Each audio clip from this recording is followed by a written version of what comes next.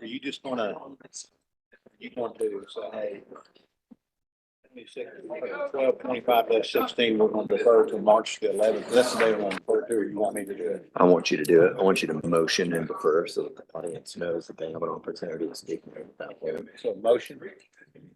We got to vote on it? Yep. I'll make the motion to defer.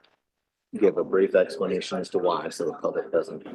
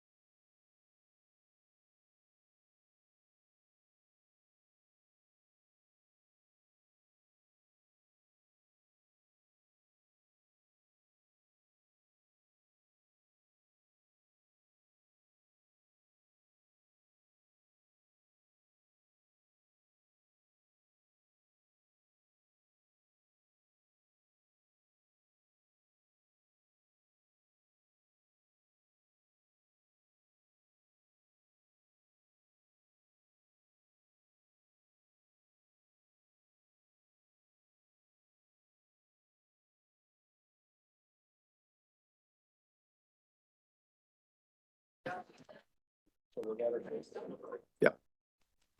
Should. All right, we'll call to order the regular meeting of December 17th, 2025. Madam Clerk, roll call, please. Commissioner Baker, Commissioner Beck, I haven't heard about Commissioner Beck not being here. Commissioner Chauncey, Here. Commissioner Eversole, Here. Commissioner Graham, Here. Commissioner Helton. I believe Absent. Mr. Hilton is out today. Dr. Highlander, Here. Dr. Mackey, Here. Commissioner Sharp, Here. Commissioner Shipley, Here. Chairman Smith. Here. All right, we'll have our invocation and pledge by myself. Please rise. Our invocation will be given by Pastor Ed Alexander from Stanley Heights Baptist Church. All right, shall we pray together? Our gracious God and Heavenly Father, we thank you for another day of life and health that you've given to us. We thank you for the liberties that we enjoy here in the great state of Tennessee. We thank you for those who serve us so well on so many levels. I pray that today the business that's done here in this place would be done in a manner that upholds justice and does that which is right and treats fairly all citizens that come. Lord, I pray that things would be done smoothly. Lord, we thank you especially at this time for Jesus. We thank you for his birth that gives us hope, that gives us life. God, we pray your blessing on all here present today. May you be with all the matters of business that are transacted here. And it's in Jesus' name we pray. Amen. Amen.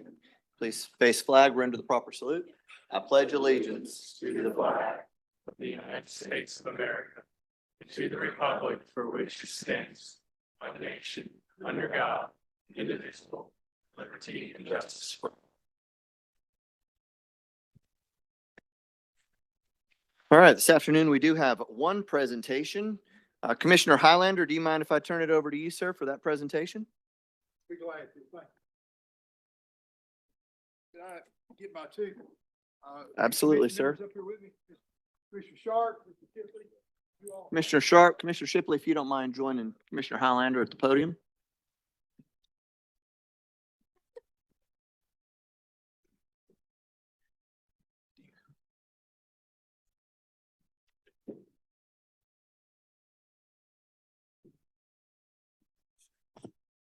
ladies and gentlemen, we have so many people in this county that are our county staff, state staff, and whatever, that are so essential and do such a wonderful job.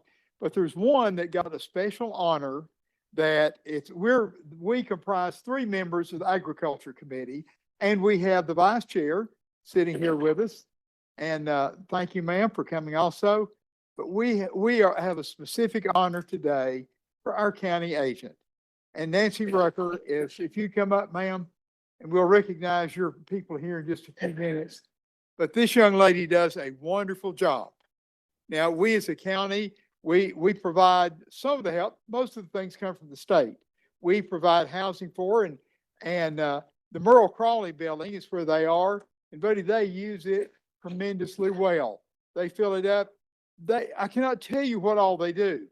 They take care of the elderly. They do canning classes. They do master gardener.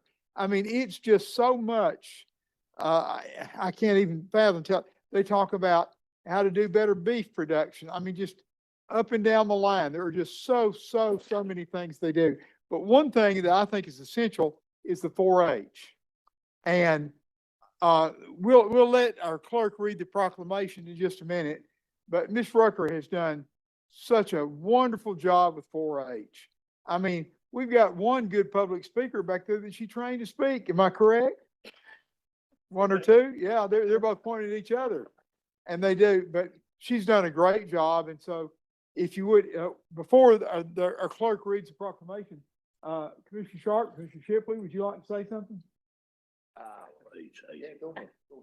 Gino will always say something. I always say, we appreciate Nancy. When you go to her meetings, we don't meet that often. Well-prepared meeting, everything in order.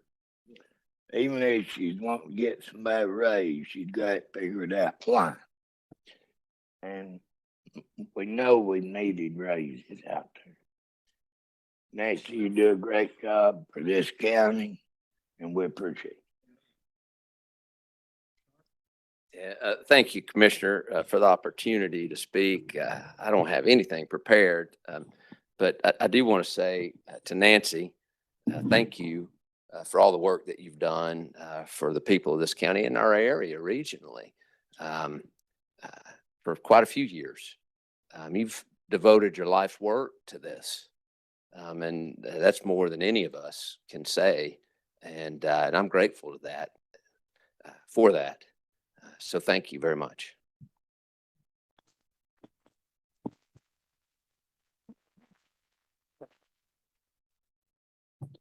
Madam Clerk, would you read the proclamation, please? Or do you want me to? She'll come up to it. Hamilton County, Tennessee Board of Commissioners offers their congratulations to Nancy Rucker. On behalf of the officials and citizens of Hamilton County, we are proud to recognize you for your outstanding dedication and exceptional service to Hamilton County and its citizens. Congratulations on receiving the 2025 Meritorious Service Award at the National Association of Extension 4-H Youth Development Professionals Annual Conference. This prestigious honor reflects your exemplary leadership, professional excellence, and unwavering commitment to the 4-H program and to NAE4 HYDP. 4-H is America's largest youth development organization, empowering nearly 6 million young people with the skills to go beyond the expected and to be beyond ready. Delivered through cooperative extension and network of more than 100 public universities, 4-H provides hands-on learning experiences that fosters growth, confidence, and community engagement. For more than a century, 4-H has welcomed youth of all backgrounds, offering them a voice and the opportunity to make a meaningful impact in their communities. Through these life-changing programs, millions of kids and teens are developing the resilience, adaptability, and skills needed to succeed in work and in life. You are to be commended for your example you have set for all who have been privileged to work with you and experience your dedication firsthand. You have our respect, admiration, and deep appreciation, and we are proud to honor you. Whereas such deeds deserve public acclaim and recognition, therefore be it resolved by the County of Hamilton that this certificate of congratulations be conferred Presented the 17th day of December, 2025, Gino Shipley, Hamilton County Commissioner, District 1, David Sharp, Hamilton County Commissioner, District 6, Steve Highlander, Hamilton County Commissioner, District 9.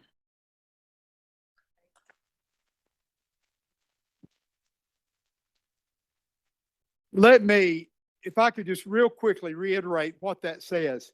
At the National Convention 4-H in Atlanta, she was honored as the outstanding 4-H leader in the whole state of Tennessee. That was just so wonderful.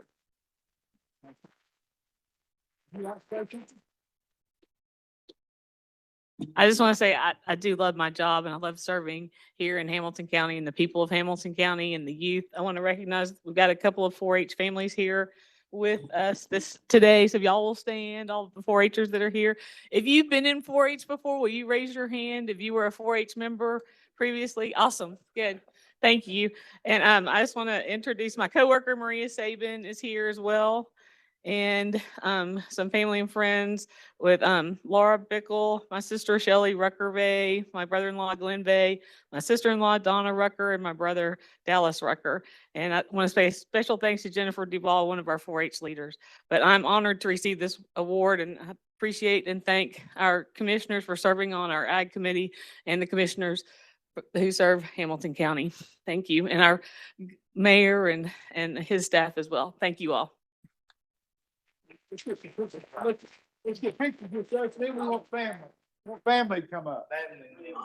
Let's get up here. I'm just following this. Yeah, that's first. Oh, Dallas, she ain't bad. Come on, Dallas. You stand by Commissioner Shipley. Keep him out of trouble. We'll keep each other out of trouble. Scoot on around. You need to be in front. Yeah. You need to be in front. Okay, all right. Okay. We all will be closer together. There we go.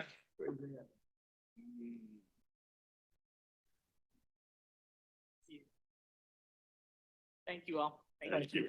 Thank you so much. Appreciate it. Thank you. Thanks, sir. Thank you. Okay. Yes, sir. Thank you. Yes, sir.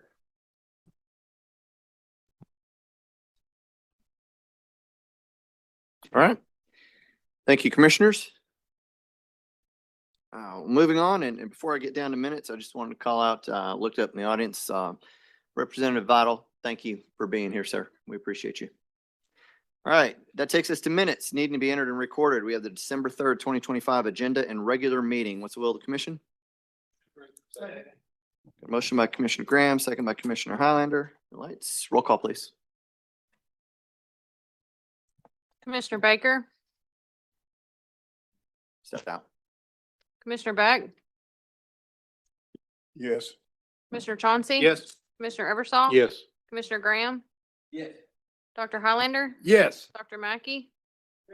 Commissioner Sharp, Yes. Commissioner Shipley, Yes. Chairman Smith. Yes.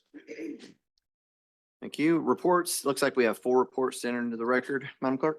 Will do. Thank you. Takes us to resolutions. Madam Clerk, please read 1225-12. Resolution 1225-12, a resolution to approve and accept applications for notary public positions, the bonds and oaths of notaries previously elected, and the oath of deputy sheriff. Thank you. What's the will? Got a motion by Commissioner Graham, second by Commissioner Highlander. Lights, someone standing. Roll call, please. Commissioner Baker, Commissioner Beck, Yes. Commissioner Chauncey. Yes. Commissioner Eversol. Yes. Commissioner Graham. Yes. Dr. Highlander. Yes. Dr. Mackey. Yes. Commissioner Sharp. Yes. Commissioner Shipley. Yes. Chairman Smith. Yes. 1225-12 passes. Madam Clerk, 1225-13, please.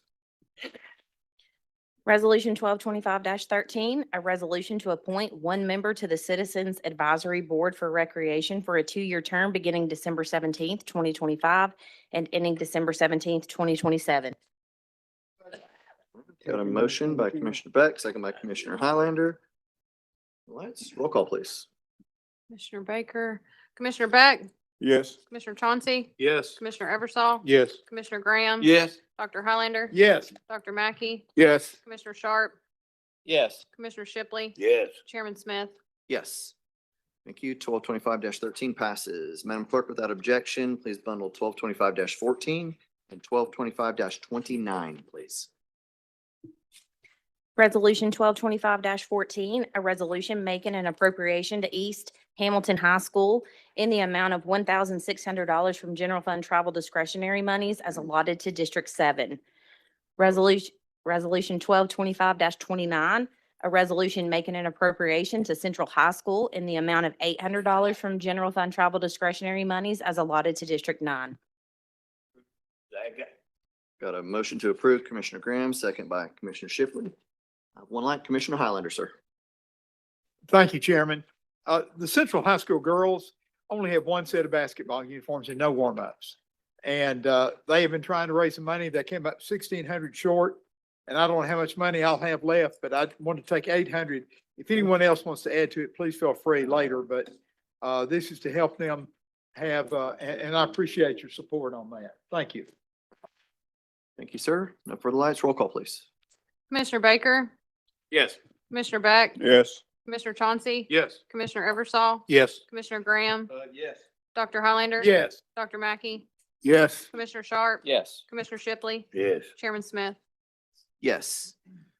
1225-14 and 1225-29 passes. Commissioner Beck, I do see your light, sir. Mr. Chairman, for the record, I'd add $800 to that 800 Mr. Highlander asked for. Yeah, no, we're already past. Do you, We'll make sure that we get that Okay. included. If we have to, it'll be on a second resolution, but thank you, sir. I don't want to, we've already got it passed. We've already got the votes. I don't Okay. know that. all right, thank you. Yep, thank you. That takes us down to Madam Clerk, 1225-15, please. Resolution 1225-15, a resolution authorizing the county clerk to renew a maintenance agreement and amend a payment processing agreement with I3 Verticals LLC, doing business as Business Information Systems, to continue providing annual licensing, maintenance, and payment card processing for the county clerk's motor vehicle registration and miscellaneous tax systems for an additional 5 years, expiring June 30th, 2030, and authorizing the county clerk to sign any contracts necessary to implement this resolution. Move to approve. Got a motion by Commissioner Highlander, second by Commissioner Graham. Two lights. Roll call, please. Commissioner Baker, Yes. Commissioner Beck, Yes, Commissioner Chauncey, Yes. Commissioner Eversol. Yes. Commissioner Graham, Yes. Dr. Highlander. Yes. Dr. Mackey, Yes. Commissioner Sharp, Yes. Commissioner Shipley, Yes. Chairman Smith. Yes. 1225-15 passes. Madam Clerk, please read 1225-16. Resolution 1225-16, a resolution of the Hamilton County Board of Commissioners dissolving the Chattanooga-Hamilton County Regional Planning Commission and creating the Hamilton County Regional Planning Commission, providing for transition, continued regional coordination, and an effective date. Move to approve. Hold on just one second. I'm sorry, gentlemen. Let me go by. I did have a light first before I heard any calls. Commissioner Eversol? Yes, sir. Thank you, Chairman. Without objection, what I'd like to do is defer this, make a motion to defer this to March the 11th. In meeting with the Attorney Barnell on Friday and some of the mayor's team, there's some things in it we need to button down a little bit more. There's I guess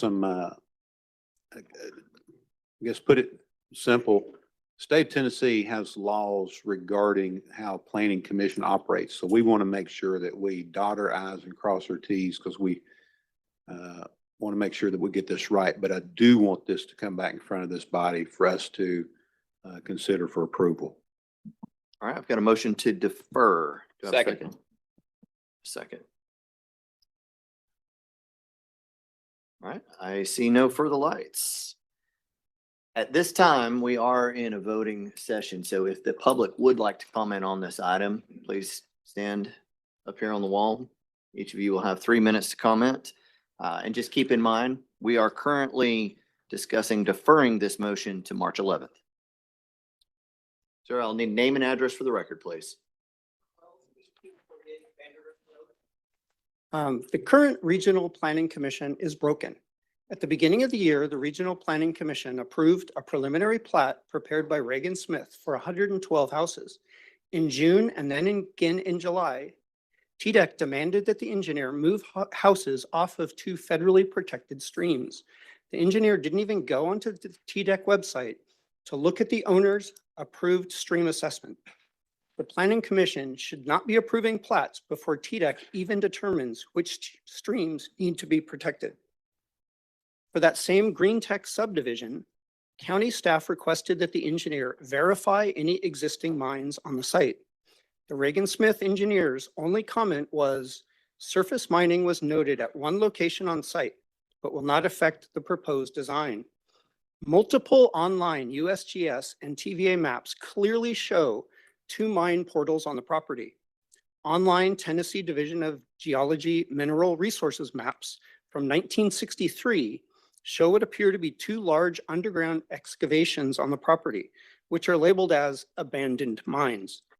And TDEC's Abandoned Mine Lands Group has a TVA map also showing the 2 mines. TDEC visited the site earlier in the year and located both of the open portals. TDEC stated it seems reasonable to assume that it does lead back into the underground mine works. If the Reagan Smith engineer needs assistance finding the mine, I'm sure one of the neighbors or TDEC can show them the locations. At the request of the Home Builders Association, the Planning Commission rejected a proposal to allow county staff the option to require geotechnical reports in areas known for historical mining activities. Instead, the Planning Commission approved this preliminary plat with up to 15 houses located above what appear to be 2 large underground abandoned coal mines, and the county can't even require a safety evaluation. The current Planning Commission is broken and needs to be replaced to protect the health and safety of the county residents who live outside the city of Chattanooga. Thank you.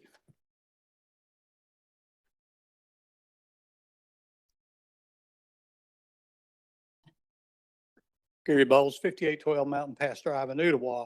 With this resolution, we form a planning commission that addresses the underrepresentation we've experienced when it comes to matters of growth, property zoning, and quality of life. Although I understand and agree with a deferral to work out the details, I urge you to look at a few things I identified that might be added to the resolution. I'm confident that enough of you will see the wisdom in eventually approving this resolution. Those who currently serve on the RPC that were appointed by county mayor should not automatically be placed on the new commission. Each should be vetted individually by the county commission and a confirmation vote held. 2, the current zoning regulations for Hamilton County state in the section titled General Purpose and Adoption of Zoning Plan that it is, quote, for the public health, morals, convenience, property, and general welfare of the citizens of Hamilton County. And in order to secure the public rights and the orderly development of Hamilton County through promoting adequate light and air, lessening congestion on public roads, preventing excessive concentrations or wasteful scattering of people and settlement, and facilitating and conserving adequate provisions for transportation, water flowage, water supply, drainage, sanitation, recreation, and protection of both urban and farm development, end quote. I didn't write these words, but the county commission adopted them many years ago. Therefore, I urge you to take these words to heart, stick to those tenets, and revise such regulations such as density based on buildable land area versus gross land area. Again, vote for a new way to manage growth in unincorporated Hamilton County, our own planning commission. And I sincerely wish each of you a Merry Christmas. Thank you.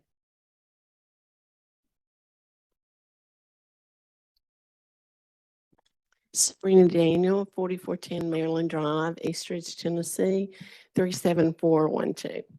Good afternoon, Commissioner friends. Thank you for sacrificing your time, energy, effort, and resources to serve our county as elected officials. Thank you for the opportunity as a voter to speak to the commission.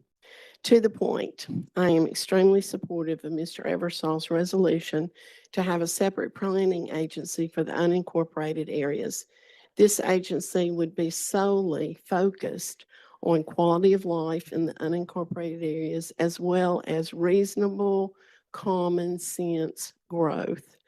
Recent poll by the Chattanooga Times Free Press indicated that 60% of people responded positively. In other words, they want this planning agency. All of us know that actions have consequences. I've spoken several times about the disastrous growth in Etowah area without proper infrastructure, specifically Snow Hill Road, Hunter, and Etowah Ringgold. I have family members off of all of those roads. They travel them every day. So specifically, we need safe roads and we need child-focused sizing of our schools. Bottom line, what's best for the children? Absolutely need to set a common sense limit for the size of schools and then follow through with the necessary prerequisites before adding homes. Thank you for your time. I appreciate the phrase, the definition of insanity is doing the same thing over and over and over again and expecting different outcomes. Also, the only way for bad things to prevail is that good people do nothing. I have two numbers that are important to me, 8,900 and 4,265. Thank you for listening.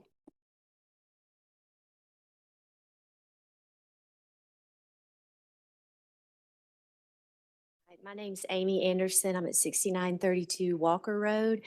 I wasn't going to talk, but if this is going to be pushed off until March, if there are things that are approved between now and then, because since I've become involved with this over the past 6 months, I've seen more houses go up on Signal Mountain. I'm from Signal Mountain. It's like an explosion. And it's going on right beside my house to the point that they put a seismic monitor to see, they're having to blast underground for the reservoir, or the well, no, it's for the holding or whatever collects the water, yeah, and the storm line. So they're having to blast because up on Signal Mountain, it's not as easy to just dig where you could do that somewhere else, sorry. So there's a blast right beside my house to the point that they have to put the monitor to see how strong the blast is between my garage apartment and my house. So to me, that's very nerve-wracking, and the fact that they can put it right up next to my driveway, to what extent are we gonna just keep doing this to where it can potentially damage people's homes because they're putting neighborhoods so close? And I think that we just need a different group so that they can say, okay, this is Signal Mountain. This is totally different from this area. There's rock, completely covered with rock. And the neighborhood that Kurt was talking about is going in right next to the same kind, it's going to be the same kind of situation. And I think that it's like, if they know it's deferred until March, how many other people are going to get in here and try to get approved for neighborhoods that should not be happening the way they are right now? It's not that we don't want people building homes, but if you come up there and you drive through what's going on, and if you hike through the woods to see where they're actually putting, we have property stakes right next to a beautiful lake that if this one lot that they cleared next to my driveway has ruined that portion of my gravel driveway, how is it not going to affect a beautiful lake that's within? I don't think I don't think that we're being heard. We're not being listened to. When I spoke before, I went back to listen to make sure I didn't sound like an idiot because I don't know terminology or anything. And 3 people, it wasn't this count. It wasn't this. Okay, they were on their phones, not even listening.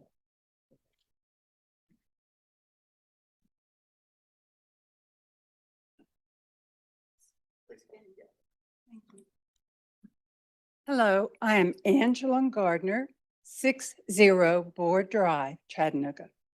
And I'm here, well, I've decided to after hearing everyone else, but I was trying to figure out who to talk with this about.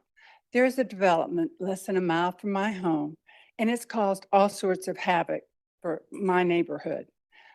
Before it was even finished, there was a gas situation where we were not even alerted. There was gas, the smell of gas, and could have been quite dangerous. We were quite fortunate that it was winter time. That's just the beginning. Now because the developer did not, and because the person from this county did not check it out the way they were not putting in the drainage properly, there is on the street that we have to drive by every day, drive through, there is a dip nowhere else. And if there's a little bit of rain, it is dangerous. But when there's a big storm, a big rainstorm, it is right down dangerous. You can drive 20 miles an hour and you are fortunate if you don't have a wreck. It's just a matter of time before someone is killed. And what about then, commissioners? What happens then? And you're putting it off until March? So please think about that. Please do.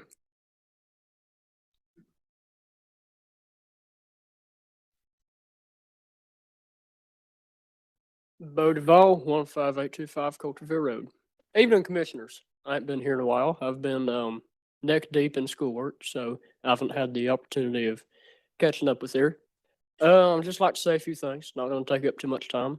Y'all already know I'm a pretty heavy advocate for agriculture, and one of the, I guess not stereotypes, but I'm going to use that for lack of a better word, is that farmers and agriculture people don't want development. Well, the thing is development is necessary.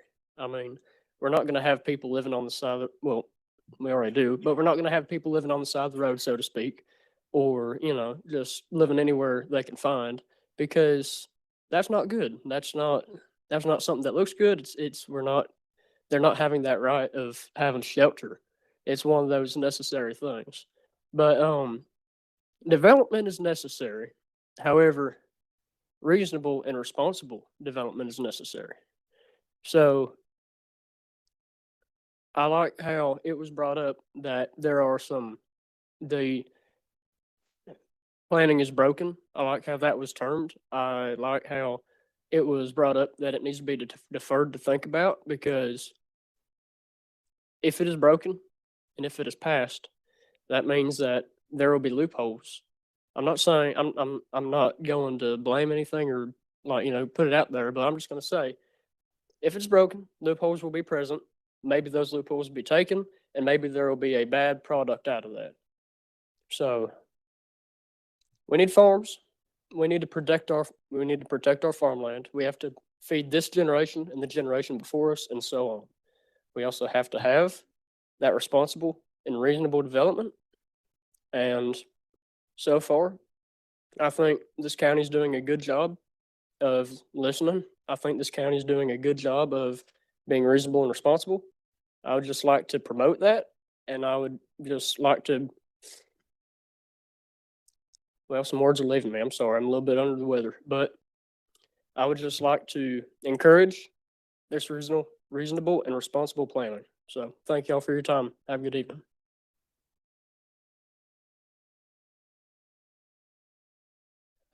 Further lights? No further public comments. We have a motion and a second to defer this item to March 11th. Roll call, please. Commissioner Baker? Yes. Commissioner Beck? Yes. Commissioner Chauncey? Yes. Commissioner Eversol? Yes. Commissioner Graham? Yes. Dr. Highlander? Yes. Dr. Mackey? Yes. Commissioner Sharp? Yes. Commissioner Shipley? Yes. Chairman Smith? Yes. 1225-16 will be deferred to March 11th. Thank you. Madam Clerk, if you would, let's jump down towards the end. Please read 1225-27.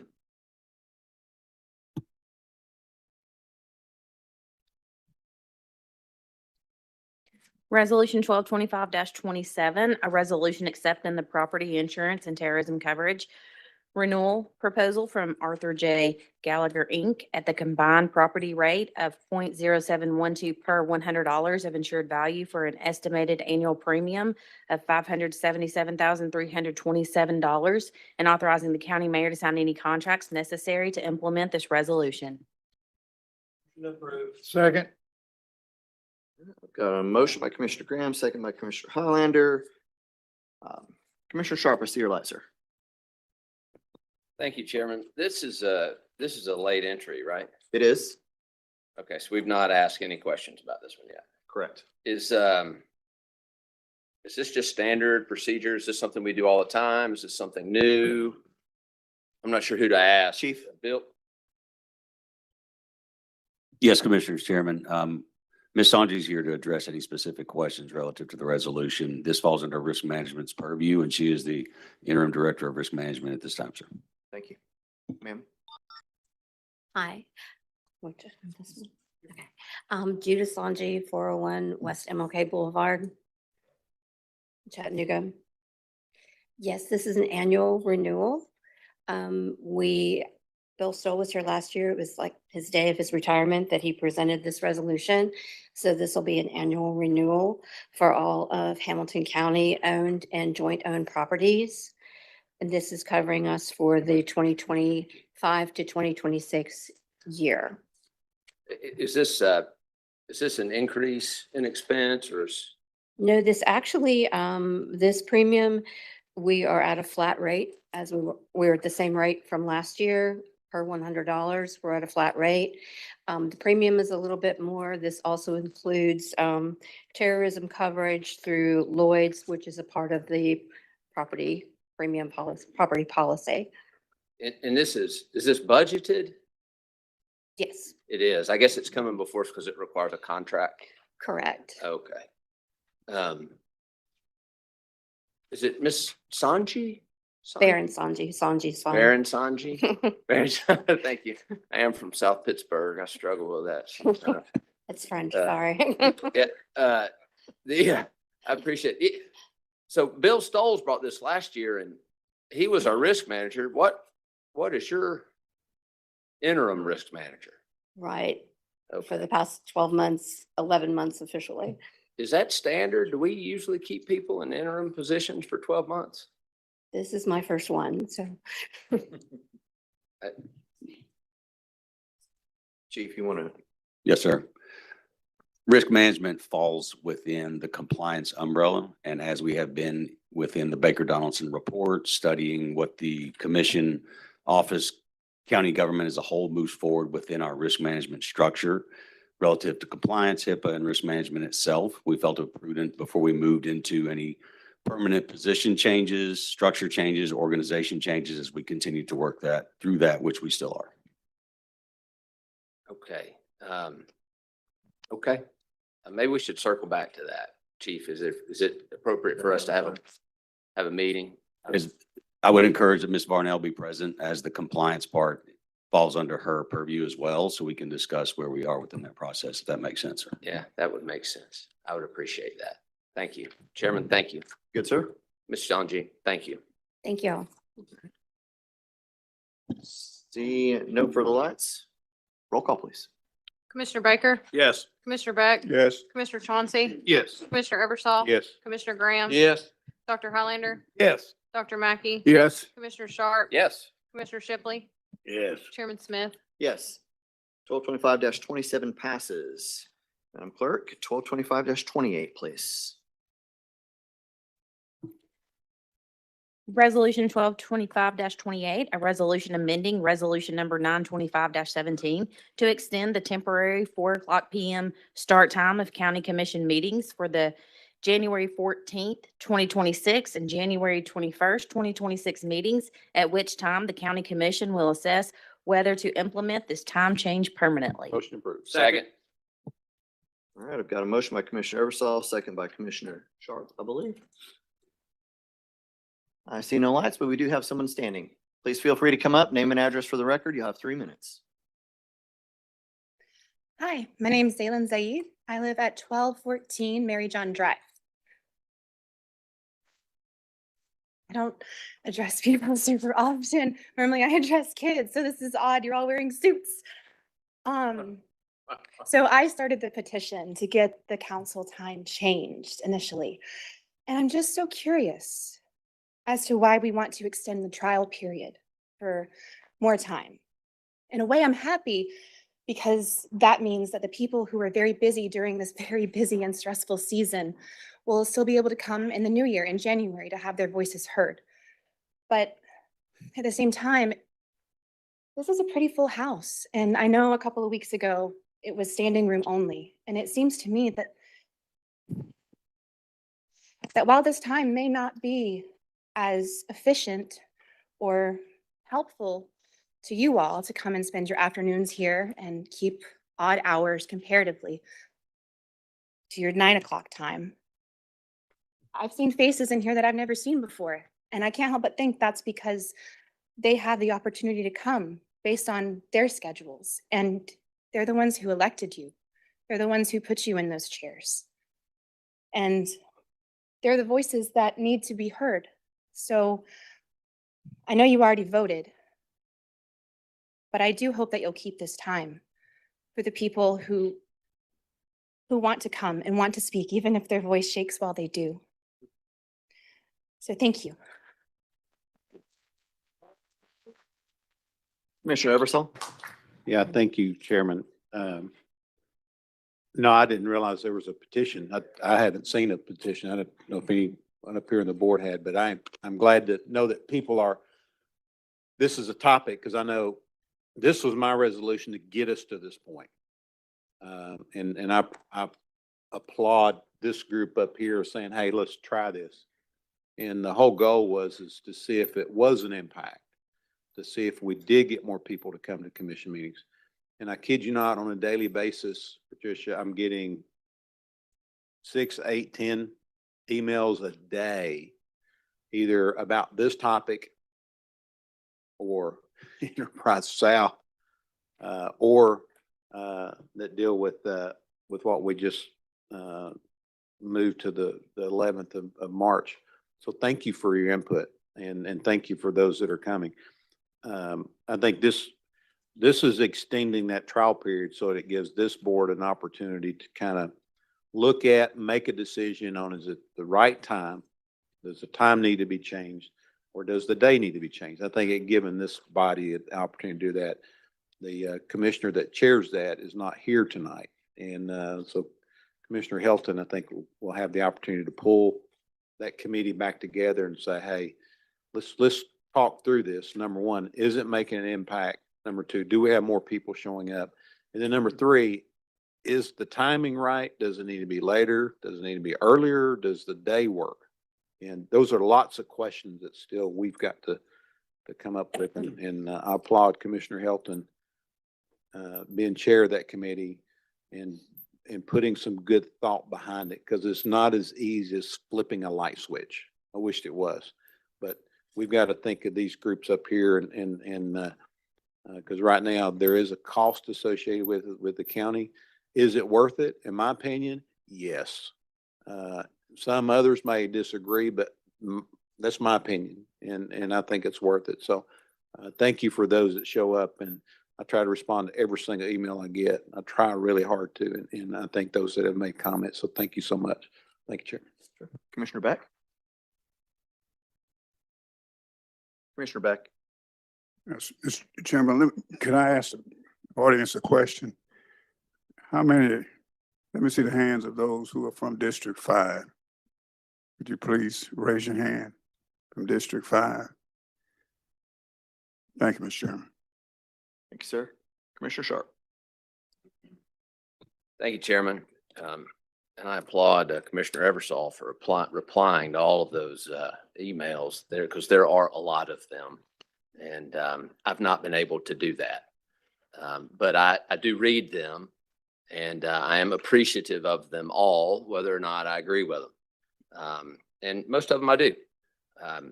Was it last week, the week before last, we had a little committee session about this topic? 2 weeks ago. There was some really good dialogue in that committee. One of our colleagues brought up, I think, what I felt was I don't want to call it a compromise even, because it's really not a compromise, but it is in a sort, to better fit the needs of all of our community. Some people work in the day, some people work at night. We all have different schedules. I kind of halfway jokingly said, somebody was asking me about it earlier. I said, it's okay. I know people wanted us to do this. I just don't quite feel as sharp in the evenings. And of course, the response was, well, you're sharp all the time. And of course, I guess I am. But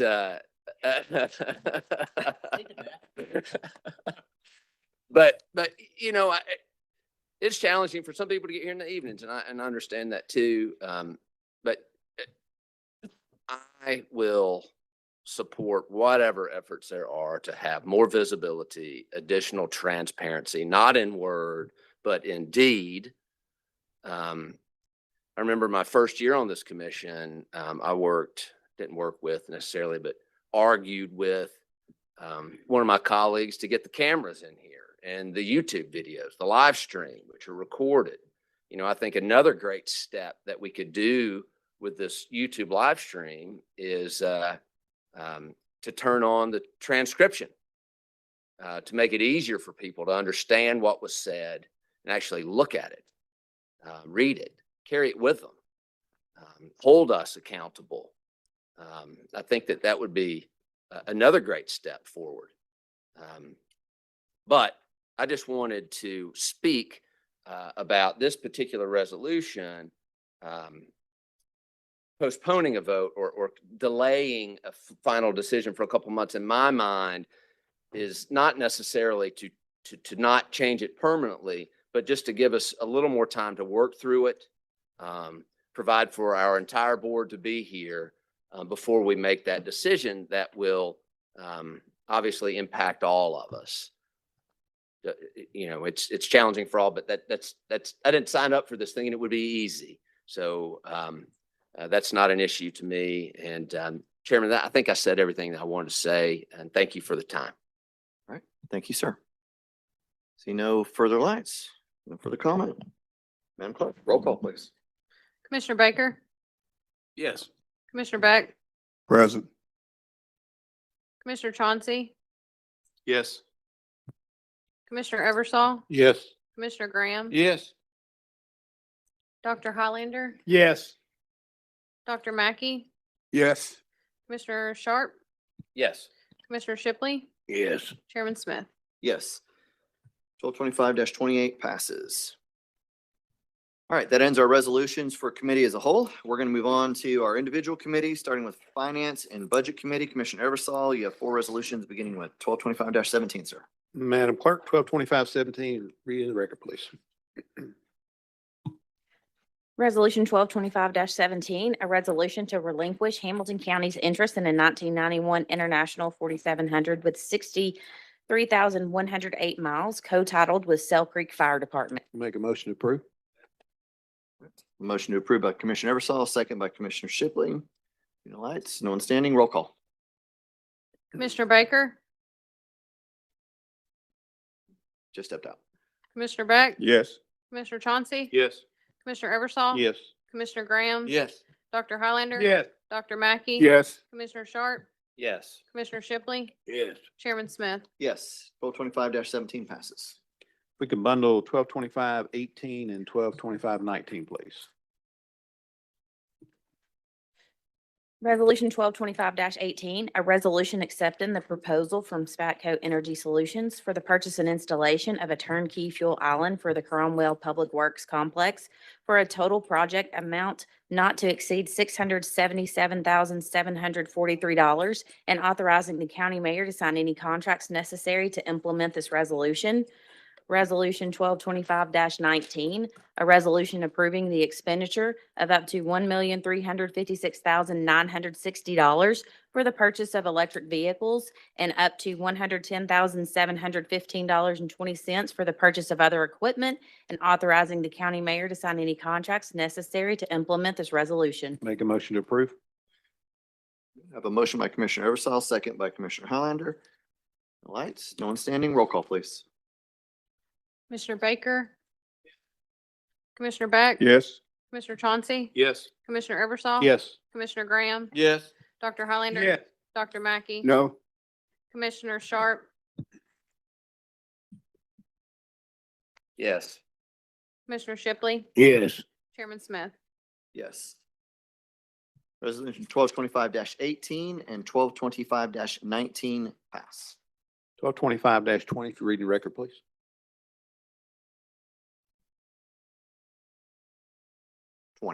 I'm sorry, 1225-20. Please.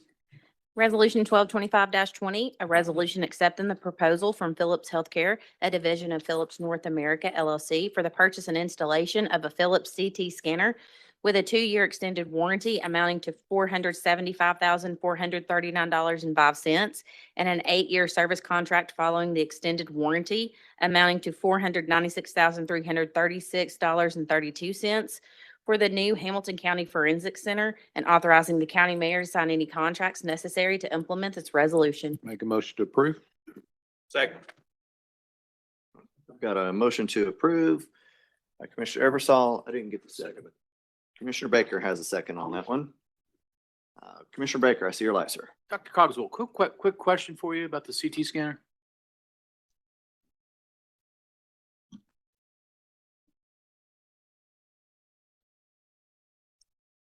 So, it seems to me that like 496,000 for a CT scanner is pretty cheap. It is, sir. Yes, sir. Normally this would be $1 million unit, but Tim Carroll, who is our Director of Operations, is quite a wheeler dealer, and we did manage to get the contract down, or the price down, to this figure. Of course, the total over the 10-year period does come to close to $1 million, but that includes the service contract. Right. Which is always significant too. Do you have, is this a standalone or do you have a couple? It is a standalone unit, and it is one of the very, very few that will actually meet the needs of the forensic center, both from a standpoint of moving bodies, some of which are rather large these days, and not getting more than we need to, not getting the gold-plated system as a hospital would use, because quite frankly, our folks don't move and there's no motion artifact, et cetera, in this. So we were able to very carefully specify our exact needs in order to cost control, basically. Okay, thank you very much. Yes, sir. Good job, Tim. No further lights, gentlemen. Thank you. All right, we've got a motion and a second. So let's roll call, please. Commissioner Baker? Yes. Commissioner Beck? Yes. Commissioner Chauncey? Yes. Commissioner Eversol? Yes. Commissioner Graham? Yes. Dr. Highlander? Yes. Dr. Mackey? Yes. Commissioner Sharp? Yes. Commissioner Shipley? Yes. Chairman Smith? Yes. 1225-20 passes. That takes us down to Health and Human Services Committee. Commissioner Baker, you've won resolution 1225-21, sir. Yes, 1225-21, please. Resolution 1225-21, a resolution to amend the fiscal year 2026 general fund expenditures budget in the amount of $75,000 from fund balance of the general fund to be used for maintenance needs at the Health Department facility located on East Third Street. And these are just miscellaneous, I forget what the biggest item was of the 75. Is it roof or? No, sir, it wasn't the roof. It's more of HVAC and generator HVAC, that's repair. It right. was the cascade effect from the transformer. Thank you. All right, make a motion for approval. Second. All right, I've got a motion to approve by Commissioner Baker, second by Commissioner Beck. All right, no one standing. Roll call, please. Commissioner Baker? Yes. Commissioner Beck? Yes. Commissioner Chauncey? Yes. Commissioner Eversol? Yes. Commissioner Graham? Yes. Dr. Highlander? Yes. Dr. Mackey? Yes. Commissioner Sharp? Yes. Commissioner Shipley? Yes. Chairman Smith? Yes. 1225-21 passes. That takes us down to Legislative Committee. Commissioner Helton is not here, so I will run this one. Madam Clerk, 1225-22, please. Resolution 1225-22, a resolution amending resolution number 712-13, which adopted a policy regarding opening invocations before meetings of the Hamilton County Commission to allow county commissioners to voluntarily offer and deliver the invocation. Motion approved. Got a motion to approve by Commissioner Eversol, second by Commissioner Highlander. I have a lot here. Commissioner Sharp, sir. Thank you, Chairman. Personally, I'd rather not be deliberating this. But I'm going to support the resolution. Just go ahead and start off by saying that. I probably feel a little differently about it maybe than most. There are about 1,300 Christian denominations in the United States. And most of those are there because they have different beliefs as to how we are to conduct ourselves and how things are to be done. Pardon me. They're all different. Most of them think believe their way is the way. I'm not here to dispute any of them. We're in the United States of America and we're free to express ourselves religiously as we choose.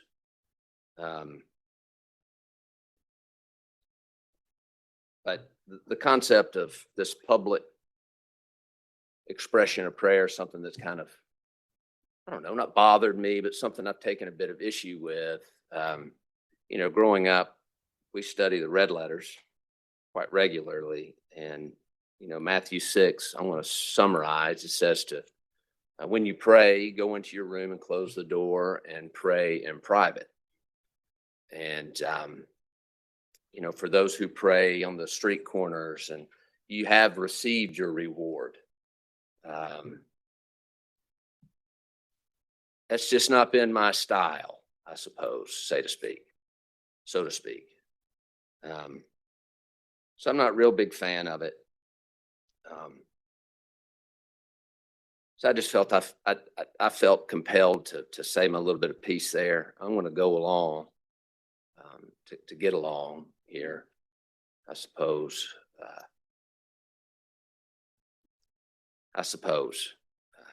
And that's challenging to me. I feel as though that I may be compromising in a way that I should not. I do not take these things lightly. And I thought what we were doing was fine. I understand that case law has been challenged and changed over the course of the last several years. I also believe that just because you can do something does not necessarily mean that you should do something specifically. I do not want to in any way deprive someone of their religious expression. Though if this becomes habit, I hope that my abstention from participating openly in that way is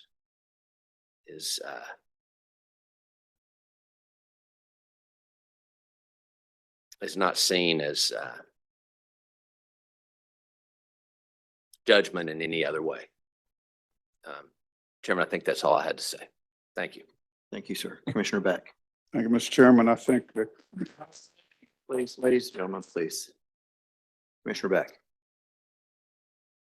I don't know what the clap was for, in opposition or in support No, of. no, we're not gonna talk from the audience. Thank you. Commissioner Beck. Key word here, Mr. Chairman, is voluntarily offered, I think. And so that kind of leaves it open for anybody who want to do it and people who don't want to do it, leaves it open for them as well. So I'll support this resolution, even though I may want to do all of them myself. Thank you, Mr. Chairman. Thank you, sir. Commissioner Highlander. Thank you, Chairman. My friend and colleague, Commissioner Beck, sort of took part of my thunder away here, but it is voluntary. And I respect Commissioner Sharp's desire and I'm not to pray in private. I respect that. But I think with the voluntary opportunity, we're still going to offer the opportunity for representatives of different faith groups to come and speak. That's the first priority. And then, but there have been times when we haven't had that person come. Maybe they had a conflict or whatever, change the schedule.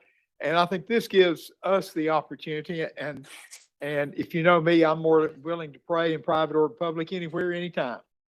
But I respect someone who prefers to do it in private only. That's fine. But it is voluntary, and it's my understanding that we're going to offer it. We're going to still offer it to representatives of the faith community first. But then when they're not available or not able to, a couple of times we've had to scrounge around for someone other than a commissioner to give a prayer who's willing to in the audience. So this just gives us the opportunity. And I will say I'm more than willing to volunteer. Thank you very much, Chairman. Commissioner Graham. Thank you, Mr. Chairman. I was here when the lawsuit was filed against Hamilton County to try to stop us from praying. And I was there for the fight. I mean, I followed it very closely, went to the court when I could. I, at first, was apprehensive about that whole court battle. I thought it was, free of speech, free of religion. We should be able to do what we want to do. But then after the court case, and then after the way the court case came out, there's been so many different denominations that I don't even know exist that come up here and that have prayed for us. I actually enjoy it. I mean, I've learned a little bit about different religions that I didn't know about. And we've even had people come up here and just do a moment of silence, for their time. So I don't know. I respect all of my colleagues. Commissioner Sharp, I respect your thoughts as well. But I kind of like the different denominations coming up here and saying their little prayer for us. And then we learn just a little bit each time about a different religion. So thank you, Mr. Chairman. Thank you, sir. Commissioner Beck. Chairman, would each commissioner still be responsible for that particular month? Or? Yes, sir. Okay. All right. They could either do it or have somebody else to do it, or. That is, yes. Okay. All right, just one last note. I see no further lights and nobody is standing, but just to clarify a few things for the public due to the number of comments also that we had up here. Our former county attorney was ordained and would often fill in when we didn't have somebody able to give the prayer. Our county clerk, who has announced retirement, was also ordained and could come up and give the invocation for us. And to what you heard before, there have been times, our process is to reach out across the entire county and request people to come that are ordained to come and give the invocation. And we get acceptance, and sometimes they're unable to show on that day. And so we've often had staff that was able to do it, but because that is not going to be the case in the near future, that this was just an opportunity for being able to fill that gap during the meeting. So it doesn't change anything else about our process of our meetings. So thank you, gentlemen, for all the comment. Roll call, please. Commissioner Baker, Yes. Commissioner Beck. Yes. Commissioner Chauncey, Yes. Commissioner Eversol. Yes. Commissioner Graham. Yes. Dr. Highlander. Yes. Dr. Mackey. Yes. Commissioner Sharp. Yes. Commissioner Shipley. Yes. Chairman Smith. Yes. Thank you. 1225-22 passes. That takes us to our Public Works and Zoning. Commissioner Highlander, you have 4 resolutions beginning with 1225-23, sir. Thank you, sir. Madam Clerk, would you read 1225-. Resolution 1225-23, a resolution authorizing the county mayor to enter into and execute a memorandum of agreement with the state of Tennessee Department of Environment and Conservation concerning Cumberland Trail crossings at certain county thoroughfares and the installation and maintenance of trail crossing signage. Thank you, ma'am. What's the will of the commission? What's your item? Sir. What's your item? Okay. Second. Okay, we got a motion and a second. All right, let me, Call Commissioner for the vote. Chauncey, was that your motion, sir? All right, I got a motion by Commissioner Chauncey. I didn't get who the second was. Commissioner Sharp, you're the second. All right, I see no lights, no one standing. Madam Clerk, roll call, please. Commissioner Baker? Yes. Commissioner Beck? Yes. Commissioner Chauncey? Yes. Commissioner Eversol? Yes. Commissioner Graham? Yes. Dr. Highlander? Yes. Dr. Mackey? Yes. Commissioner Sharp? Yes. Commissioner Shipley? Yes. Chairman Smith? Yes. 1225-23 passes. Madam Clerk, 1225-24, please. Resolution 1225-24, a resolution to close and abandon public right-of-way in the east line of the 6100 block of Ottawa Georgetown Road. Okay, this is unopposed, and I would make the motion that we approve. Okay, I've got a motion by Commissioner Highlander, second by Commissioner Chauncey. No lights, no one standing for comment. Roll call, please. Commissioner Baker? Yes. Commissioner Beck? Commissioner Chauncey? Commissioner Eversol? Yes. Commissioner Graham? Yes. Dr. Highlander? Yes. Dr. Mackey? Yes. Commissioner Sharp? Yes. Commissioner Shipley? Yes. Chairman Smith? Yes. 1225-24 passes. Madam Clerk, 1225-25, please. Resolution 1225-25, a resolution to rezone from R5 Single Wide Manufactured Home District and M1 Industrial District to R1 Single Family Residential District for the property located in the 6200 block of Ottawa Georgetown Road. This is unopposed, District 10, and I would make the motion we approve. Second. All right, I've got a motion by Commissioner Highlander, second by Commissioner Baker. No lights, no one standing. Roll call, please. Commissioner Baker? Yes. Commissioner Beck? Commissioner Chauncey? Yes. Commissioner Eversol? Yes. Commissioner Graham? Yes. Dr. Highlander? Yes. Dr. Mackey? Yes. Commissioner Sharp? Yes. Commissioner Shipley? Yes. Chairman Smith? 1225-25 passes. If you would, please, Madam Clerk, read 1225-26. Resolution 1225-26, a resolution granting a special permit for a residential plan unit development amendment for properties located in the 6,000, 7,000, and 7,100 block of Arbery Way, the 7,000 block of Chesterton Way, 9,400 block of Haviland Way, 9,400 block of Kingshed Court, 6,100 through 6,300 block of Ottawa Georgetown Road, 9,400 block of Purebeck Lane, and 9,400 block of Travistock Way. Thank you, ma'am. Before we call for the motion, Commissioner Eversol, this is your district. Do you have a comment on that? No, sir. Okay. As it's being unopposed, I would suggest that we approve it. Make the motion to approve. Second. All right, I've got a motion by Commissioner Highlander, second by Commissioner Baker. No lights, no one standing. Roll call, please. Commissioner Baker? Yes. Commissioner Beck? Commissioner Chauncey? Yes. Commissioner Eversol? Commissioner Graham? Yes. Dr. Highlander? Yes. Dr. Mackey? Yes. Commissioner Sharp? Yes. Commissioner Shipley? Yes. Chairman Smith? Yes. 1225-26 passes. That gets us through our resolutions and we'll move into announcements. Commissioner, well, excuse me, I'm sorry, Commissioner Sharp, I missed your light. Yes, sir.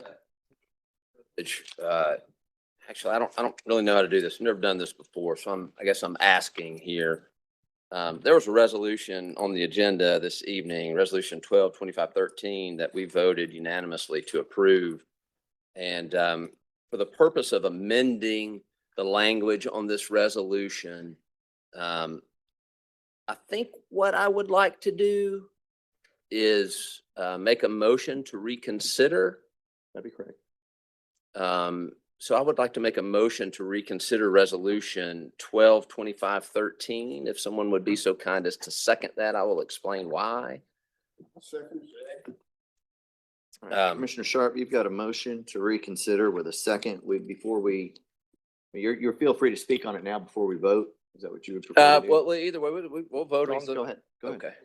Who's the second? Mackey. Thank you. Oh, do you want me to go ahead and talk about Yeah, what? please, go right ahead. Oh, yeah. So I just noticed as the resolution was being read, and I did not submit the final paperwork for this resolution. But my appointee, Miss Fairbanks Harvey, her name on this resolution says Jamie Fairbanks, and I know that she would prefer for that to say Jamie Fairbanks Harvey. And I would like to motion to amend the resolution to change the name. It is a dash. Yes.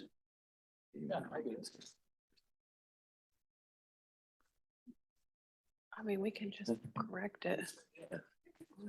We can just correct it. All right, Commissioner Sharp, I've got you with, well, before we move forward, I understand that the intent is to make an update, but we will need to take a vote on the reconsider first. Yes, please. Madam Clerk, did you have a, I was just gonna say, we can correct the resolution since attachment is obvious that her name is Harvey, but it's just suggestion. We can do it either way. if it doesn't require a vote, then we can update Yeah. the paperwork As long on the as the back. county attorney's okay with that. Is that okay? All right, well, Yes, that's, there's an That's easier much way. simpler. Thank you very much. Thank you.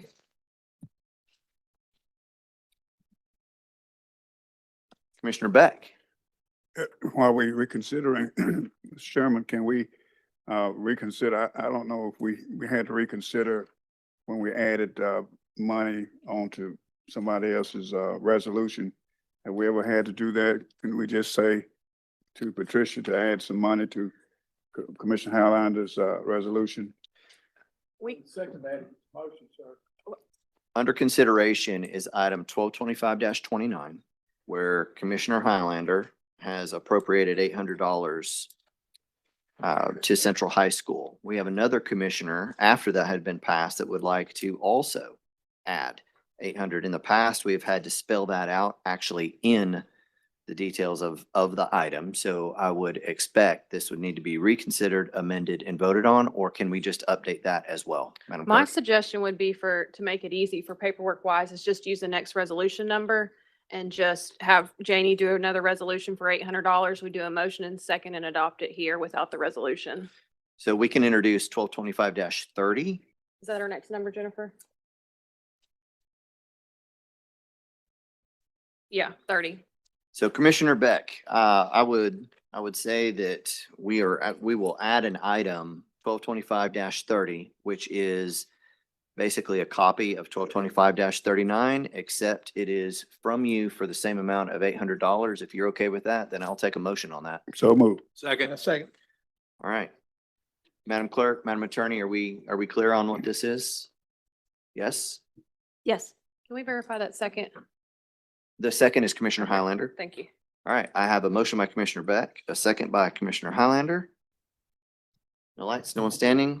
Roll call, please. Commissioner Baker? Yes. Commissioner Beck? Yes. Commissioner Chauncey? Yes. Commissioner Eversol? Yes. Commissioner Graham? Yes. Dr. Highlander? Dr. Mackey? Yes. Commissioner Sharp? Yes. Commissioner Shipley? Yes. Chairman Smith? Yes. Chairman, Right. I will say, once she gets that resolution prepared, we'll make sure we email you a final copy of everything. Thank you. Mhm. 1225-30 passes. Thank you, Commissioner Beck. That takes us to announcements. Commissioner Shipley. Well, wish everyone a Merry Christmas, Happy New Year. Get rid of 25. I'm ready for 26. Thank you. All right, Commissioner Baker, Merry Christmas, everyone, and Happy New Year. Commissioner Mackey, Thank you, Chair. Chair, I want to ask the finance man a question. please. Hamilton County's budget, is it tight? The current budget we're in right now for fiscal year 26, yes, that is tight. Would it be true to say that over the last 10 years, the amount of money you needed to run Hamilton County's government, it has continued to go up?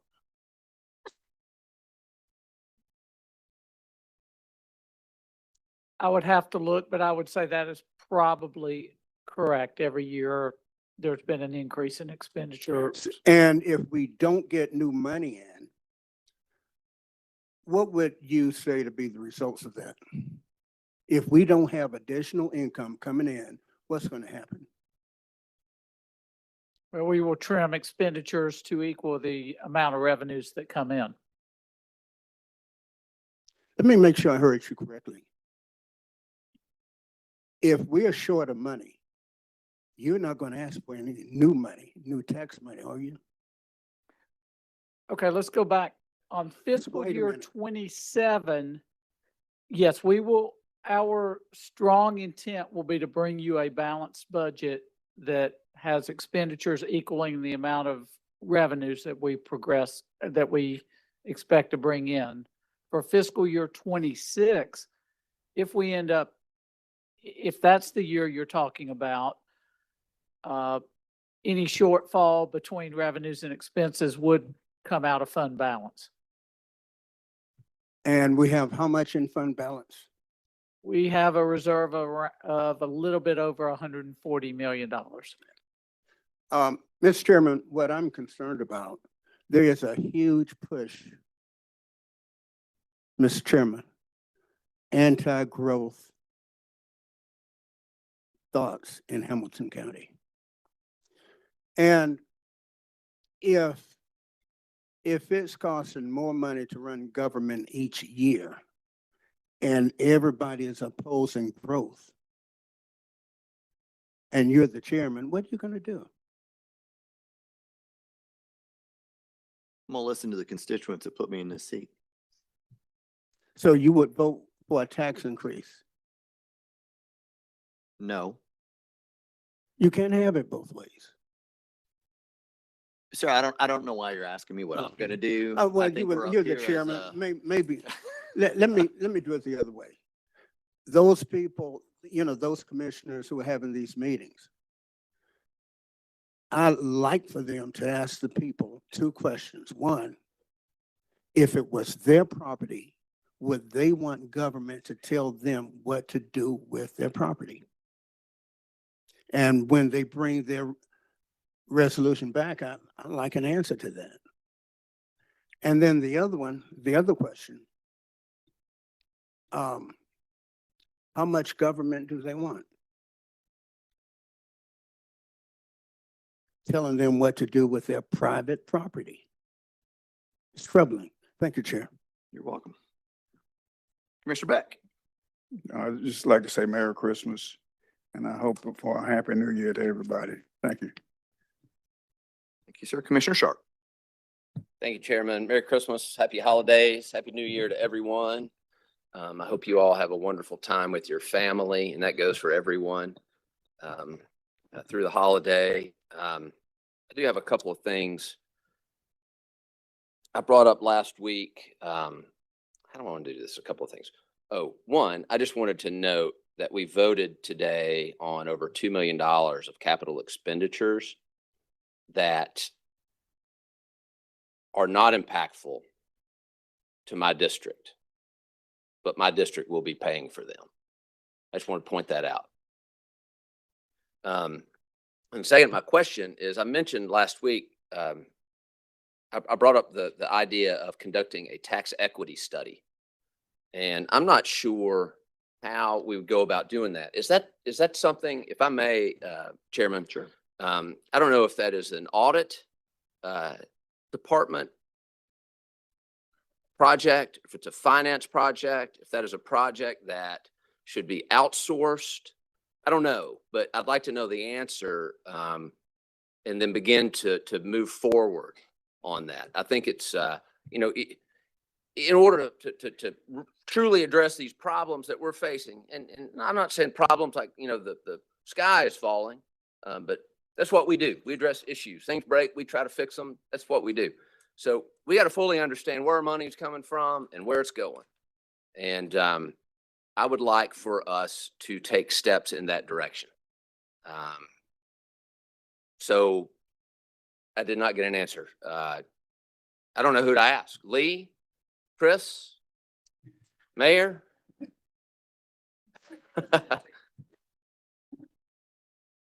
Of your options, all three of them are possible. There were, I will tell you, sadly, I've been here a very long time. Probably the last time any kind of effort was done was about 25 years ago, probably.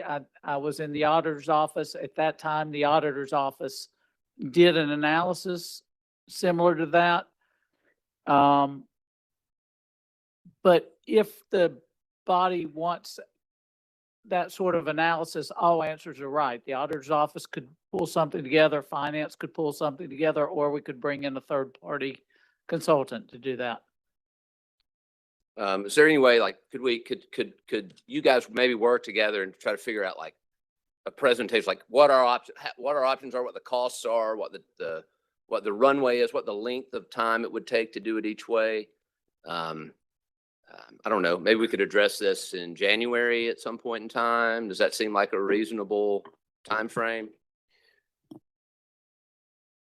I would suggest that, we do have a finance man here who's a former auditor. So it helps these two work closely together. I think, I don't see any reason it would be interesting for our office to see how Lee and Chris and the professionals that work with them would approach it. I don't see any harm as long as it doesn't interfere with the budget season, which begins in earnest here in the next few weeks, with them taking a stab at our own version. If this body felt like it was insufficient and we needed to enlist, an outside firm, we could do that then. But I would be curious at how they would approach it and what they'd come up with. So I think that's perfectly fair. Yeah. I mean, I'd be happy to, so that what they could maybe lay out after some time thinking through it is how long it would take for them to, bring us a work product. But I'd say we start that way. And they tend to do really good work, but if we feel like there's maybe a deeper dive necessary, then we could look at an outside firm after that. That's great. So we're off for what, 3 weeks from these meetings. I know you guys are working. Maybe we revisit the conversation at that point in time, have a little better understanding of,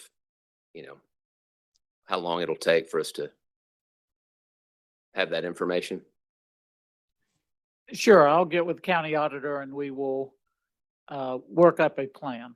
That'd be great. Thank you so much. I truly appreciate it. One more thing and I apologize, I know I'm taking a lot of time here, but my colleague's comments kind of brought up a question in my head. Get off, brought a question up. It raised a question to me. The last time there was a tax increase in Hamilton County, where the rate was reset, was that 2017? It's 2017. I don't know these numbers off the top of my head. I know they're probably pretty easy to find. We could go back there and find them. Lee, I don't know how quickly you could do it, but what is the revenue difference between 2017 and today?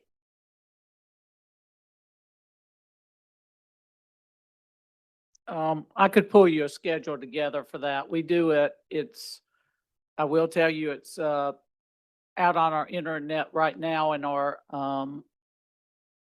the annual comprehensive financial report the last one out is for fiscal year ended June 30th, 2024. And one of the schedules in the back has a 10-year history that would basically show you that same thing. But I can pull that together with fiscal year 25. If next time we get together, I can send it to you.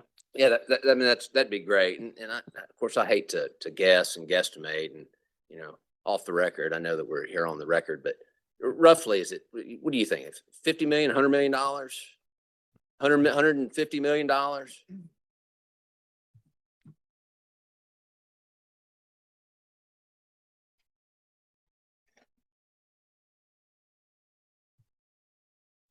was getting Lee Browner to guess on about. I money. know. It's just, realize that's not- so I just get to what I'm trying to get at, like the thought process that I'm having here. We're talking about growth and does it pay for itself or whatever. I just like for us to internalize if it was $100 million, $150 million in growth since 2017, we've had no tax increase. Imagine going into next year's budget, $150 million down. Yeah. Growth makes a difference. Yes. It's substantial. And I do have a schedule. If you're looking, there are a lot of right answers you can ask. It can be the total property tax. The schedule I happen to have available is general government. I'll tell you in fiscal year 2017,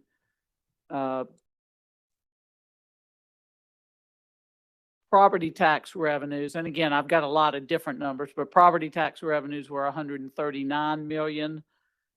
In 2025, they've gone from 139 to 184 million.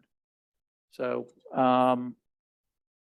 whatever that is, That's a lot of money. $45 million. A lot of It's gone up. Now that, again, that's over the last 9 years, so a lot of right answers. That's a lot of money, and it's not a lot of not a lot of money. Yeah. Over $40 9 million years. taken to the bond market. What do we get with $40 million annual recurring revenue?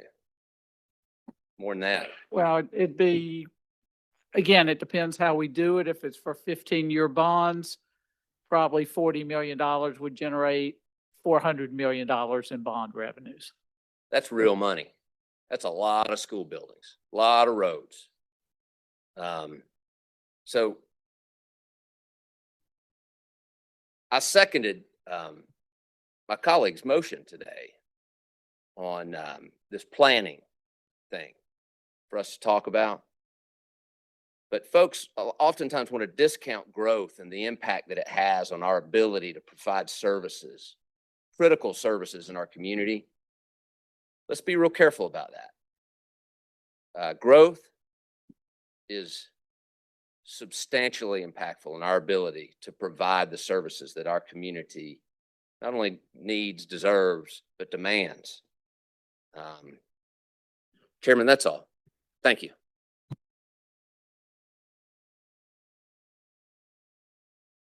Just a Merry Christmas to everybody. Happy New Year. Thank you, Chairman. I also want to wish a blessed Christmas and holiday season, New Year to everyone here. Once again, I want to say to our county agent, I know we've really thanked her, but she has done such a wonderful job. And not just her, but her whole staff out at the Merle Crawley Center. And I actually, of course, Gino knew Merle Crawley well, I'm sure, didn't you? I coached against him. And yeah, he probably used his paddle on Gino's posterior a time or two. He really did. He took my chewing tobacco away and he chewed it himself. Yeah. And we always get a good comment from Commissioner Shipley, but thank you, ma'am, and your whole staff for what you've done. I wish you all a blessed Christmas, and I hope and pray that you have a safe one as well. Thank you very much. Yes, sir. Thank you, Chairman. Just to clarify what Mr. Browner was kind of talking about, those extra, I wish it was that much, because when you consider growth plus inflation, but you've also got to be thinking about those are dollars that we have to put into services that we offer, but doesn't include roads that we need to correct, roads that we need to fix, intersections we need to fix, schools we got to add to.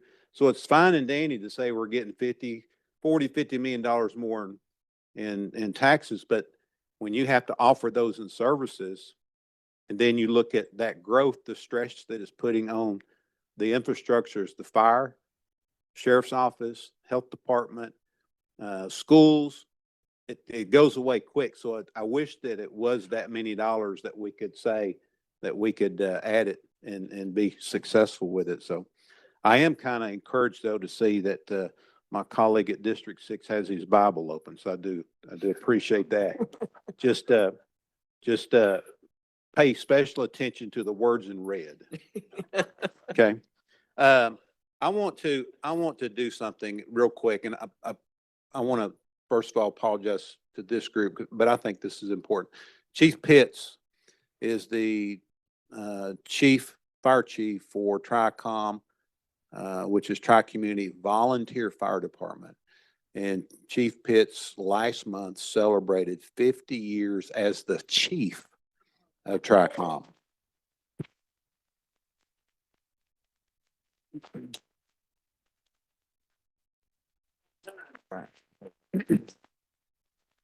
All right, 60 years total with TRICOM. But what I want to do to that really impresses me more than anything is we talk about the growth and stuff. This year through yesterday, they've received and responded to over 3,000 calls, incidents, and that's second only to the city of Chattanooga. And they're a volunteer fire department. So when we talk about $40–50 million extra we're getting for property tax, that's part of the services that we have to make sure that we're funding part of. But Chief Pitts, thank you, you and your team. Very proud to be a part of your team last night and that they allowed me to come in and say a few words. And of course, we give the ones that were absent tonight, we give out the challenge coin. But thank you for what you do in your service. Your team just does an outstanding 3,000 plus calls. That's amazing. And to this group up here, thank you for allowing us to defer that to March. I want you guys to have the tools necessary to make the right decision. So this will give us a chance to do that. And Merry Christmas to this board up here, to you guys, your family, and Merry Christmas to all the citizens of Hamilton County. Very proud that you've allowed me to represent you, and look forward to continuing to do so. So thank you. Thank you, Mr. Chairman. I do have a few things I want to announce right quick, but since we've had that discussion, 3% basically is where we grow a year, maybe a little higher, maybe a little lower, but that's where the numbers came from that Lee is looking at. And for a county that hasn't raised taxes since 2017 and then 2007 before that, the growth means an awful lot to this county and to our school system. It's what, as Commissioner Eversole said, that everything goes up every year, fire and police and health and schools and all that goes up. Well, the revenues don't go up unless we have that growth, because we've had the same rate since 2017. So that revenue is extremely important, so we don't have to start cutting services. I'd like to tell, I saw an article and I sent a message to Commissioner Chipley. I saw an article in the paper. I want to congratulate District 1 on Saudi Days Middle School that's going to be erected next year. I'm so totally 100% supportive of that. Voted for it again. I'll vote for it every time it comes up. The thing that concerns me is in the picture, although it's been clarified to me today, in the picture showed in the renderings a whole lot of flat roofs. It costs, since we're talking about money, it costs millions of dollars to put a roof on a school. After we build the school, if we don't build that school properly, then that means we have to maintain that flat roof. Flat roofs are not good for our schools. We haven't found a resolution yet, but if we need one, we should pass one. But we don't need a school with a flat roof. We need a standing seam metal roof. It'll last 50 years. It's too hard to come up with the revenue to fix a school, let alone build a new school. It's too hard to come up with the revenue to put all these roofs on. So going forward, we need to do our future generations a favor so we don't have leaky roofs. We need to have sloped roofs. We don't need any more flat roofs. Flat roofs are good for certain reasons, for certain applications, but in our schools, we don't need flat roofs. All they do is cause problems. They cause leaks, and we normally don't have the revenue to fix all the flat roofs that need to be repaired when they come due. So it's better if we spend, yes, slope roofs are a little bit more expensive on the front end, but for the longevity that we get out of that roof and out of that school building, that's well worth the money to pay it up front instead of down the road when we're building school. Other thing is, Lookout Valley had our annual parade this last Saturday. Some people from the county were there, and I greatly appreciate it. It was by far, I would venture to say, almost twice as big as it's ever been. I mean, it was a huge parade, and it went over. The good Lord gave us some great weather. It went over very well. Our Christmas events after that, all afternoon at the rec center, went over really well. And then our first annual tree lighting, which Matt's not here tonight, but thank you to Matt and his staff and the mayor's staff. We had our first annual tree lighting. I say annual because we're going to do it every year. That went over very, very well. And it's a beautiful tree that the county provided for that as well. I heard Lee say a minute ago that sadly he'd been here for a long, long time. I'm not sad about it because I'm very proud of that. We have a AAA bond rating with all three rating agencies, and you are at the helm of that ship, sir. You are our finance geek, if you want to call it, or numbers geek, whatever you want to say. But we have a AAA bond rating, and not only do we have it, but we've been able to maintain it while we're doing these building projects and building schools and building all these other things that we have to build. So hats off to you, and thank you for what you and your staff and all the staff do to keep that AAA bond rating. I've said it once, I've said it 1,000 times, I'll say it 1,000 more times. What makes Hamilton County great is the employees and the staff that run it. So other than that, Mr. Chairman, Merry Christmas, Happy New Year. Hope everyone has a blessed and safe holiday, and I'll get off my soapbox. Thank you, sir. You got it. Thank you, sir. Attorney Barnell. No announcement. Mayor Wong. I was just going to add to what Commissioner Eversole had said earlier when his resolution came up and what he said there in announcements. Both he and I and then Commissioner Baker and I and you and I, Chairman, have spoken about this, and I just appreciated the conversation. Janie Varnell's work has uncovered, the litany of different issues that have to be addressed here. And frankly, I even saw, this week, I thought Kim Helton made a really good point that if nothing else, the way the meetings are formatted is really ridiculous, that you end up with folks waiting on a county zoning case, and they have to wait for a long time before they feel like the county's business is even talked about. And so there's a lot of different considerations here. I think it's more complicated than any of us realized. I mean, even when I was meeting with Commissioner Eversole, I realized in real time another part of another hurdle, so to speak. But I thought it was constructive. We even had a conversation about how the Regional Planning Commission is only regional to the extent that it applies to the city of Chattanooga and unincorporated parts of Hamilton County. It doesn't apply to Signal Mountain or Red Bank or East Ridge. And they're really probably, in the spirit of the TPO and some other entities that do operate as a regional approach, but including a lot of the great small towns, there's probably a way for us to do true regional planning as we also consider how the Planning Commission will function moving forward. And then our staff over the holidays is going to study a couple things at Commissioner Eversole's request about what it would look like, at a staff level. There's a lot of different options moving forward, but appreciate the conversation and Merry Christmas. Thank you, Mr. Mayor. All right, so one announcement. It has already been brought up once, but I will clarify again. We will not be meeting for the next 2 Wednesdays. Both those Wednesdays fall on a holiday, both Christmas and then New Year's. So our next meeting will be on January 7th. So I just want to make that clear. And same as my colleagues, wishing everybody a very Merry Christmas, Happy Holiday season. And with that, we will move to public comment. Anybody wishing to address the commission, please line up on the wall. You have 3 minutes, name and address for the record when you come up. Hadrian Turner, 4006 Dearmont Court. So good evening, commissioners. Good evening. Mr. Mayor, who I just saw a minute ago. As we slide into the holidays, Save Enterprise South Nature Park and other concerned citizens have appeared here weekly for a little over 2 months. And we thank those of you who have met with us and even some of you who've come out to the park to see for themselves what would be lost. Our message was and has been clear. Citizens of Hamilton County overwhelmingly do not want to see portions of their public parks become industrial manufacturing facilities.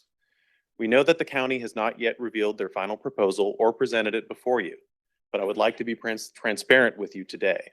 Even if the new proposal no longer has Hilltop Extension carving through the park, and even if the acreage for industrial development is vastly reduced, our position and many of your constituents' position will remain exactly the same.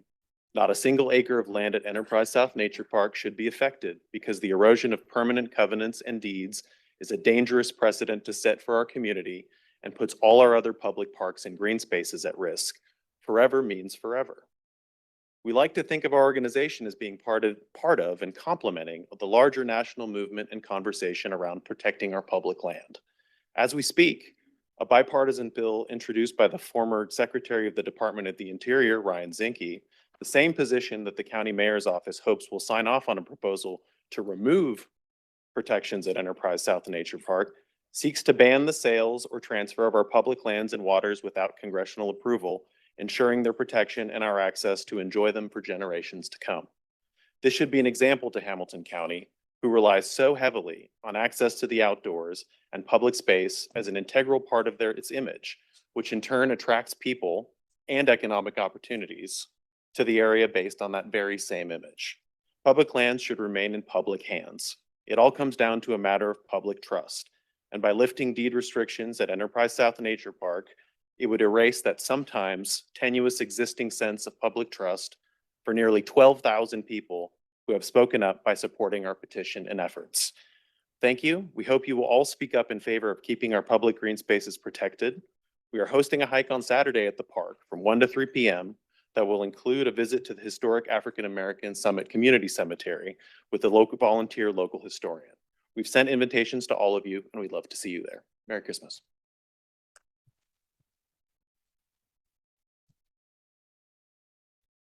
Good evening. Evening. Melissa Ray, 4006 Dearmont Court, here to talk about the park again. Thanks for listening. There's been a lot of really spirited discussion around development. Clearly, there's a lot of strong opinions around planning in our community right now. We have a lot of competing views and goals and competing visions of what we want to pass down to our kids and to future generations. And I know when we have these conversations about development that you all must get pretty tired of the NIMBY argument, the not in my backyard. We try to develop over here and these people get mad. We try to develop over there and those people get mad. But in this particular case, when it comes to Enterprise South Nature Park, the piece of land in question is everyone's backyard because it is public parkland. So essentially, if we wanted the largest number of people to be unhappy with proposed development, this is the best choice. So our effort is not about being anti-development or anti-growth. There is a place for growth. There is a place for development. That place is not permanently protected parkland. And let's consider too how this level of public outcry would impact a business hoping to announce Chattanooga as their new home. Personally, I would not want to be the company known for coming into a new municipality and dismantling, fracturing the largest park in that community. That's not a community partner. So let's look at a company like McKee Foods. McKee Foods employs just under 3,000 Hamilton County residents. They have bakeries across several states, but they've clearly committed to the Chattanooga area. They've, in the last few years, announced a $500 million plan to expand. They're planning to add 480 new jobs. So that's the economic good. But then they've also created Little Debbie Park. They donated that to Collegedale. They've contributed millions to parks and outdoor spaces through the Outdoor Happiness Initiative. I don't know the McKee folks personally, but as a regular citizen of this county, I can look at the evidence here and come to the conclusion that it seems like a pretty good company. They're interested in social good. They value the community. They value giving back. They recognize and value the benefits of being outside for children and for adults. A company who comes in and tears into a previously protected parkland is never going to have that. So we need to think not just about how this looks to our citizens and normal people, but how does this look to companies that we are trying to appeal to? Is this a winning strategy for them? Thank you for your time. Thank you for your care over these last few months. I hope everyone has a really peaceful, cozy holiday.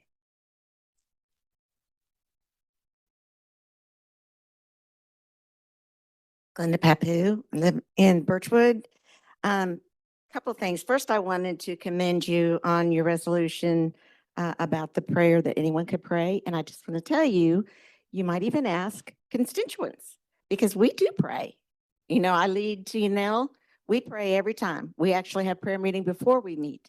So prayer time, why would we not want to ask God's blessing on this county and the county's government? Why would we not? And why would we not want to do it publicly? So I just want to commend you on that. Also, the other thing, two more things. I've not heard one person come up here and say stop growth. I have not heard that one time. What I have heard is let's get the growth under control and let's make sure that the infrastructure is there to meet the demands of the growth. And let's do it smart. So I've not heard, I hear the financial issues, I hear all of that. And, you know, we don't know. Y'all know a lot more than we do about the finances, and we respect that. But it's got to be growth that we can handle in our community. What's been bothering me, I think, the last several times I've come here is your rules of conduct, not conduct, but your rules here for public speech. This is a public meeting. This is for the public. If it wasn't, y'all would be behind closed doors. So when there is an issue such as Enterprise South or growth, and you limit 10 minutes to that one subject, that to me is limiting our freedom of speech. If there, and we did this at the city when they came out with this, whether the new, I can't even, my mind's going blank, but we had people in the hallway. We had probably 50 people. Each person got to come in and voice their opinion on what was happening. The climate action plan is what we're talking about. We should be able to come in here and have our 3 minutes, and I know that it makes it longer, but you cannot limit our speech. We have freedom of speech. We are here to speak to you, right? You are here to listen to us. So I would really like for y'all to reconsider your rule where you limit 10 minutes per subject. And y'all have a wonderful holiday. Enjoy your time. Thank you so much.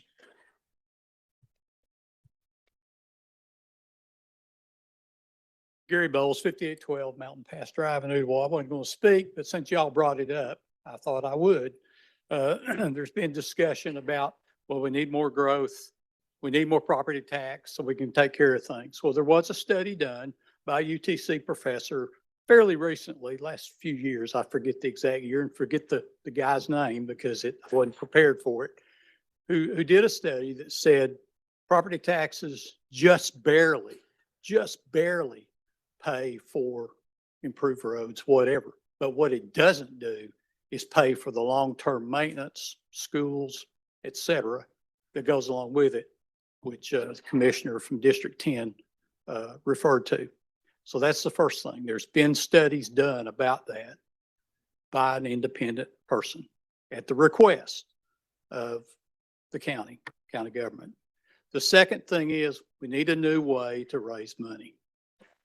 And I am personally for the special option local sales tax sort of thing. I understand that currently that's not allowed under state law, but I would urge you and our state representatives to pursue being able to do something like that. There's a few of you on the dais that we disagree on a lot of things, but there's a few that we agree very much on that sort of thing. So I'd just like for you to consider that in the future. We do need the money. We do need to keep our schools and things up. We need to improve roads, but we got to find a better way to fund this, guys. This isn't working. Thank you.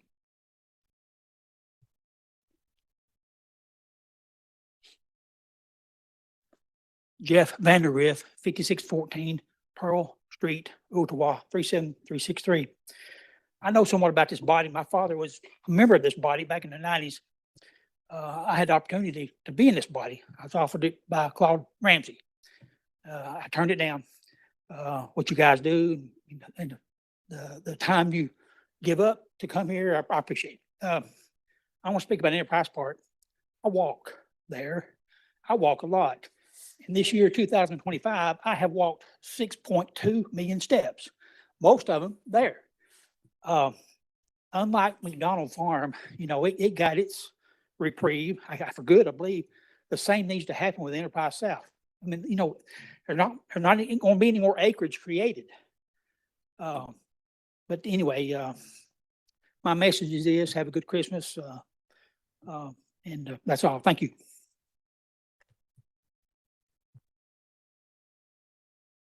Yeah, my name's Sabrina Daniel. I live at 4410 Maryland Drive, East Ridge, 37412. I just want to thank you all for beginning your meetings with a prayer. And our country was founded on Christian principles. Not everyone was a Christian, but generally speaking, our documents come out of Scripture. And so as a taxpayer and a citizen and a Christian, I really appreciate the fact that you begin your meetings that way, because I think that the Lord is interested in our county and he wants to bless us and it honors him. And I'd like to see some other bodies, like our school board, take up the same habit. Y'all have a Merry Christmas. Thanks.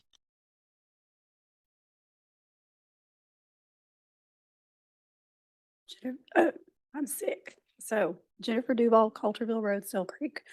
Just wanted to comment, as others have, about the prayer and the invocation. There's a clause that you don't have to participate. Community members don't have to participate. It's all voluntary. And then I'd like to just point out Matthew 18:20, where there's two or more, I'll be there, in paraphrasing. I just want to point out that the county owns McDonald's Farm, Still Creek Community. All of the districts across the entire county have done numerous polls, shown up to numerous town halls that we've had over the past 5 years, resoundingly want the property protected. The mayor and Commissioner Shipley and others appointed, I believe it was Eversole, you were the chairman at the time, appointed the McDonald Farm Advisory Committee. We've come to y'all and individually spoken with you, tried to group meet. Ecotourism is a way to make money. So tourism is on the rise, agritourism, agri-commerce. We have a farm, no farms, no food. So we need to keep in mind, again, planning for future generations. Plan Hamilton has left out agriculture and agri-commerce options. There's 92 productive farms in Hamilton County. Go to picktn.gov, I believe it is. You can find anyone in your local communities, what they produce. But we need to make sure that we're being thoughtful and that as far as McDonald's Farm goes, we have an opportunity to do something unique, different, get in the money and the tourism dollars where maybe they're not living here, but their money is staying here.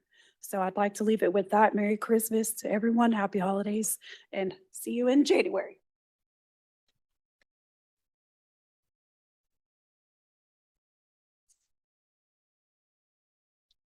Madam Clerk.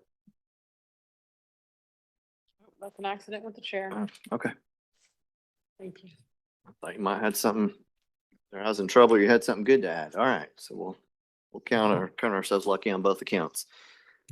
All right, see nobody else ready to comment or needing to comment, and there is no other business. With that, we will be in recess until January 7th at 4 p.m.